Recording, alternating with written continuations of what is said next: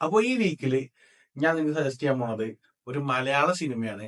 2021 പുറത്തിറങ്ങിയിട്ടുള്ള attention പ്ലീസിനെ കുറിച്ചാണ് ഞാൻ പറഞ്ഞിരുന്നത്. So attention please Jithin Isaac Thomas നിങ്ങളൊക്കെ കേൾപ്പോ കേട്ടിട്ടുണ്ടാവും. കാരണം രേഖ എന്ന് പറഞ്ഞ സിനിമയുടെ ഒക്കെ ഡയറക്ടർ, അതുപോലെ ഒരു 30 സെക്കൻഡ് മാത്രം വരുന്ന ഷോർട്ട് ഫിലിം ഒക്കെ എടുത്ത് വളരെ ഫേമസ് ആയിട്ടുള്ള ഡയറക്ടറാണ് ജിതിൻ ഐസക് തോമസ്. സോ കേട്ടിട്ടില്ലെങ്കിൽ വളരെ അണ്ടർ റേറ്റഡ് ആയിട്ടുള്ള ഡയറക്ടറാണ് പുള്ളിക്കാരൻ. അപ്പോ ഈ പടം വളരെ അണ്ടർ റേറ്റഡ് ആണ്. കാരണം ഈവൻ റേറ്റിംഗ് പോലും 6.8 ഒക്കെ കിട്ടിയിട്ടുള്ളൂ. പക്ഷേ വൺ ഓഫ് ദി ബെസ്റ്റ് എന്ന് പറയാൻ പറ്റുന്ന ഒരു മലയാള സിനിമയാണിത്. കാരണം ഇതിൽ അഭിനയിച്ചിട്ടുള്ള ആൾക്കാർ എന്നൊക്കെ പറയുന്നത് വലിയ വലിയ ആക്ടേഴ്സ് ഒന്നും അല്ല. ഇപ്പൊ ഈ വിഷ്ണു ഗോവിന്ദൻ, അതുപോലെ ആനന്ദ്, നമ്മളെ പൊന്മാലൊക്കെ അഭിനയിച്ച ആനന്ദ്. ഈ വിഷ്ണു ഗോവിന്ദൻ എന്ന് പറയുന്നത് നമ്മുടെ മെക്സിക്കൻ അപാരതയിലൊക്കെ ഈ ടോവിനോന്റെ ഒപ്പം ഉണ്ടായിരുന്ന ആ സപ്പോർട്ടിംഗ് ക്യാരക്ടറിന്റെ ഒക്കെ അഭിനയിച്ച ആളാണ് ഈ വിഷ്ണു ഗോവിന്ദൻ. പുള്ളിക്കാരനാണ് ഇതിലെ ലീഡ് റോള്. അപ്പോ കിടിലൻ ഡയറക്ഷനും അതുപോലെ കിടിലൻ സ്ക്രിപ്റ്റിങ്ങും, പിന്നെ ഇതിന്റെ ക്യാമറ എന്ന് പറഞ്ഞു കഴിഞ്ഞാല് വലിയ ഗംഭീര ഷോട്ടുകളല്ല, പക്ഷെ ആ സിനിമ ഡിമാൻഡ് ചെയ്യുന്ന കുറച്ച് ഷോട്ടുകൾ അതിലുണ്ട്. സോ ഈ കഥ നടക്കുന്നത് ഒരു ബാച്ചിലേഴ്സിന്റെ റൂമും ആ റൂമിന്റെ മേളത്തൊരു ടെറസും, ഇത്രേ ഉള്ളൂ ഈ സിനിമയിലുള്ള ലൊക്കേഷൻ. പക്ഷേ ഒരു സെക്കൻഡ് പോലും എനിക്ക് ലാഗ് ഈ പടത്തിന് ഫീൽ ചെയ്തിട്ടുണ്ടായിരുന്നില്ല കണ്ട സമയത്ത്. സോ ഈ പടം every once cup of tea ആണെന്ന് ചോദിച്ചാൽ എനിക്ക് അറിയില്ല. കാരണം എനിക്ക് ഇത് വളരെ വർക്കായി. ഞാൻ എന്റെ ഫ്രണ്ട്സിന് പലരും സജസ്റ്റ് ചെയ്തപ്പോൾ അവർക്കും നല്ല ഇഷ്ടപ്പെട്ടിരുന്നു. ഒരു സിനിമാ ലോവർ ആണെങ്കിൽ എന്തായാലും ഈ പടം ഇഷ്ടപ്പെടും എന്നാണ് ഞാൻ വിശ്വസിക്കുന്നത്. അതുകൊണ്ടാണ് ഈ പടം ഞാൻ പറയാൻ കാരണം, ഇതൊരു സജഷൻ ആയിട്ട് തന്നെ പറയാൻ കാരണം, ഒന്ന് കണ്ടു നോക്കണം. ഇതിൽ മെയിൻ ആയിട്ട് എടുത്തു പറയേണ്ടത് വിഷ്ണു ഗോവിന്ദന്റെ പെർഫോമൻസ്. കാരണം പുള്ളിക്കാരനാണ് ഇതിലെ ലീഡ് റോള്.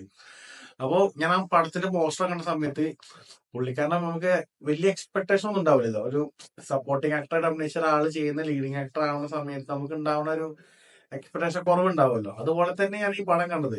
പക്ഷെ ഈ ജിതിൻ ഐസക് തോമസിന്റെ ഈ ഒരു short film, 30 second short film കണ്ടതുകൊണ്ട് തന്നെ എനിക്ക് ആ പുള്ളിക്കാരന്റെ ഒരു സിനിമ കണ്ടാൽ കൊള്ളാന്നുള്ളതുകൊണ്ടാണ് അന്ന് ഞാൻ സിനിമ കണ്ടത്. ഒരു കിഡിലസാണ് തുടക്കം തൊട്ട്. ഇങ്ങനെ വെറും ഈ വിഷ്ണു ഗോവിന്ദന്റെ പെർഫോമൻസ് കണ്ട് കണ്ട് കണ്ടിരിക്കാനാണ് നമുക്ക് ഇങ്ങനെ ആ പടത്തിന് അവസാനം വരെ ഉണ്ടാവുക. വേറെ ഒന്നുമില്ല, ഇയാളുടെ പെർഫോമൻസ്, ഇയാള് പറയണ ഡയലോഗ് ഡെലിവറി ഒക്കെ കിട്ടിലാണ്. പ്രത്യേകിച്ച് ഈ കഥയുടെ പശ്ചാത്തലം എന്താന്ന് വെച്ചാല് 5 ബാച്ചുലേഴ്സ് താമസിക്കുന്ന റൂം. അപ്പൊ ഇതില് ഹരി എന്നുള്ള ക്യാരക്ടറാണ് വിഷ്ണുഗോവിന്ദൻ ചെയ്യുന്നത്. സോ 5 പേര് ആണ് ഈ വീട്ടിൽ താമസിക്കുന്നത്, ബാച്ചിലേഴ്സ് ആയിട്ടുള്ള. സോ നമ്മൾ ഈ സാധാരണ കേട്ടിട്ടുണ്ടല്ലോ, സിനിമ മോഹമായിട്ട് എറണാകുളത്ത് പോകുന്നു, ഒരുമിച്ച് താമസിക്കുന്ന ബാച്ചിലേഴ്സ്. അതന്നെ ഈ 5 പേര് സിനിമ മോഹമായിട്ട് റൂം എടുത്ത് താമസിക്കുന്ന ആൾക്കാരാണ്. സോ പിന്നീട് സിനിമയിലൊന്നും എത്തിപ്പെടാൻ പറ്റാത്ത ജീവിതത്തിലെ പ്രശ്നങ്ങൾ കാരണം ജോലിക്ക് പോകേണ്ടി വരികയാണ് ഈ ആൾക്കാർക്ക്. അതിൽ 4 പേര് ജോലിക്ക് പോകുന്നുണ്ട്. ഈ ഹരി എന്ന് പറഞ്ഞ ക്യാരക്ടർ, നമ്മുടെ നായകൻ, ജോലിക്ക് പോകുന്നില്ല. പുള്ളിക്കാരൻ സ്ക്രിപ്റ്റ് റൈറ്റർ ആണ്. അപ്പൊ സ്ക്രിപ്റ്റുകൾ എഴുതിക്കൊണ്ടേ നിൽക്കാൻ രാവിലെ എണീച്ച മുതല്. അതുപോലെ ബാക്കിയുള്ളവരൊക്കെ പലരും ഡയറക്ടേഴ്സ് ആവാൻ, ആക്ടേഴ്സ് ആവാനും സിനിമാറ്റോഗ്രാഫർ ആവാനൊക്കെ ആഗ്രഹമുള്ളവരാണ് കൂടുതലുള്ളത്.